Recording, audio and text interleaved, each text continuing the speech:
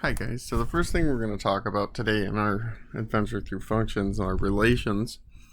The different types of relations. You have ordered pairs, which you guys are probably used to. They look like this. They're coordinates. The first one's the x, the second one's the y, so this would be maybe 3, -2, 2, -4, and so on and so forth. And so when you look at these relations, then what happens is you can figure out on a graph where these points belong. So 3, 2, -2 would be 3 to the right and down 2. This would be 3, -2. And if we go to 2, 4, that would 2, -4, 1, 2, down -4, that would be right here. And then we have our second point. And so that's kind of how you graph these things. The next thing we're going to talk about is I'm going to give another ordered pair because we're going to do something with it in a couple minutes. We're going to do mappings. So if I give you a mapping looks something like this.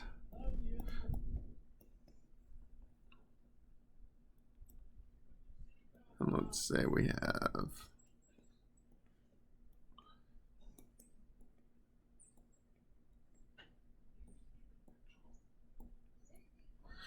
let's say that we have this going on, and this is your x, this is your y, this is your domain, this is your range.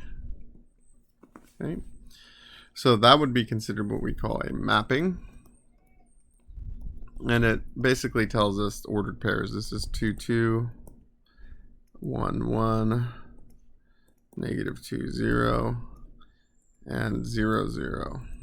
So those would be your points on the graph. The next one, we have graphs themselves, and if you have a graph, let's just use this here. Maybe our graph looks something like the following. It comes down from up here and it goes up to these points. This would be an example of a graph, and we can find the domain and range of this thing. Okay, so let's talk about domain and range.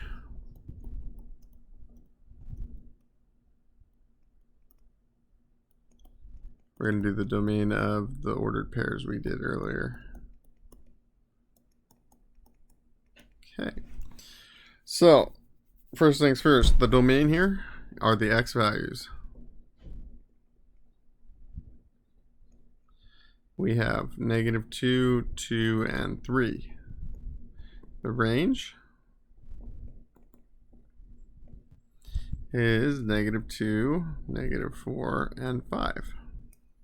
Okay, so as long as we get each one in the domain and each one in the range that belongs in there, we are good to go. So the domain and range here, that's obvious. You can see all of the domain is anything in here. Anything in the range is in the, anything in the second circle is the range of this mapping. Okay, so if we were to do it, notice I put brackets here. The reason we put brackets is because these are specific numbers. It's a set of numbers. It's not necessarily like an interval of numbers. It's the specific number -2, the positive number 2, and the positive number 3. And then if I give you a graph,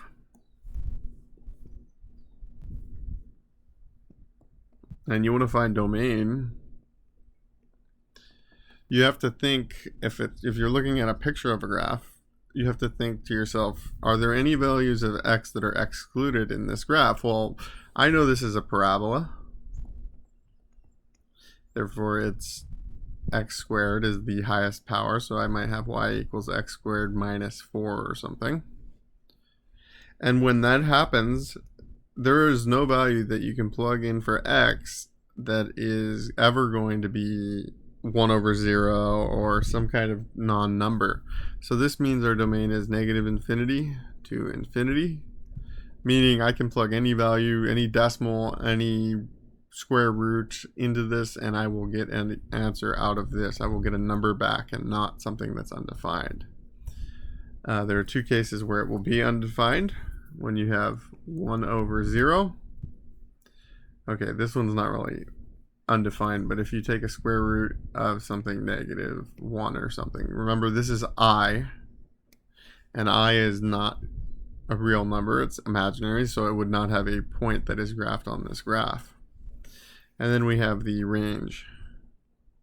Well, in this case, if this was the example, and I said this is the lowest point for -4,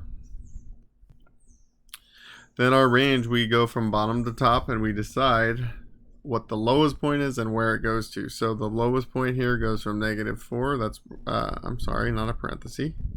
This is a bracket. And the reason it's a bracket is because if I plug in 0 for x, I get -4 as an answer. And so -4 is actually an answer. And then I have up into infinity. Now you're noticing I'm putting parentheses by infinity. That is standard procedure. You should always do that because we cannot actually get to infinity. We will, if you tell me you found infinity, I'll tell you add 1 to it and we'll go from there, and you'll just keep going in circles until you decide, oh, we haven't actually reached infinity. But with that being said, that's why we do that. So these are just some basic examples of range and domain. The main two questions for domain, which I'm going to say this many more times. There are two questions. Will the formula make you divide by 0? If so, where? Meaning, what x value does it make you do that? And then, will you obtain negative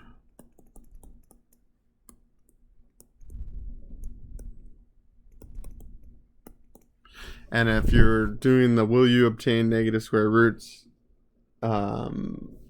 where does it start at and where does it, what values are negative will give you negatives? Is it to the left? What?